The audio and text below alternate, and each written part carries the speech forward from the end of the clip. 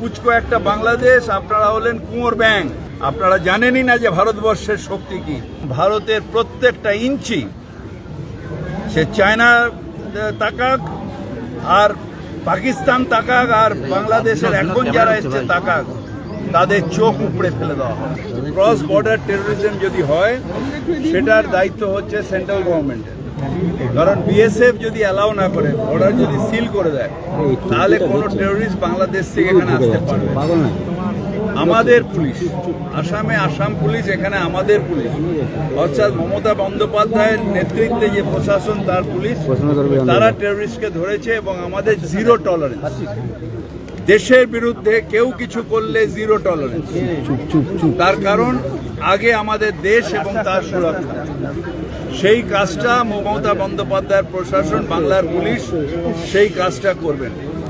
আমি অনুরোধ জানাবো স্বরাষ্ট্রমন্ত্রীকে যে বাবা অমৃত সাহেবকে যে তাচ্ছিল্য না করে নিজের দায়িত্ব করুন। যে সংবিধান বাবা অমৃত সাহেবের নেতৃত্বে হয়েছে, সেই সংবিধান অনুযায়ী আপনার যে দায়িত্ব, অর্থাৎ ন্যাশনাল প্রোটেকশন সেন্ট্রাল গভর্নমেন্টের দায়িত্ব, আমাদের স্বরাষ্ট্র মন্ত্রকের দায়িত্ব, সেই দায়িত্বটা পালন করুন যাতে কেউ পাস ওভার না করে যায়।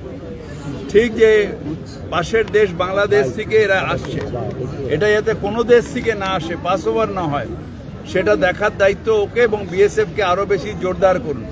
শুধু রাজনীতি করার জন্য আমি ওখানে বর্ডার খুলে দিলাম আর এখানে ঢুকিয়ে দিয়ে গভর্নমেন্ট কিছু করছেন, এটা বলা ভুল। নিজে আপনি আচারী ধর্ম পরের শিখাও। আগে নিজের বিএসএফকে ঠিক করে যাতে বর্ডার ক্রস করে শুধু টেরোরিস্ট কেন, কেউ যেন ইলিগাল মাইগ্রেশন আমার বাংলায় না হয়। ওখানে বসে বসে বড় বড় কথা, দু চারটে যারা উগ্রপন্থী এবং ফান্ডামেন্টালিস্ট যারা নেতা, তারা হয়তো বাংলাদেশে বলতে পারে, কিন্তু তাদেরও দম নেই। মুখ্যমন্ত্রী মমতা বন্দ্যোপাধ্যায় একথা অ্যাসেম্বলিতে বলেছেন যে আপনাদের আইডিয়াই নেই, পুচকো একটা বাংলাদেশ, আপনারা হলেন কুঁয়োর ব্যাঙ। আপনারা জানেনই না যে ভারতবর্ষের শক্তি কি।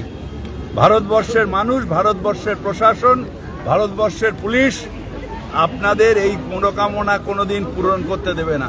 তো অধীর চৌধুরী ওপারের কথা যতই বলুক, এপারে আমরা শক্তিশালী, আমাদের সেনাবাহিনী শক্তিশালী, আমাদের স্টেটের পুলিশ শক্তিশালী, এপারে কোনো রকমভাবে হবে না। আমরা ভারতীয় এবং ভারতের প্রত্যেকটা ইঞ্চি, সে চায়না তাকাক আর পাকিস্তান তাকাক আর বাংলাদেশের এখন যারা এসছে তাকাক, তাদের চোখ উপড়ে ফেলে দেওয়া হবে।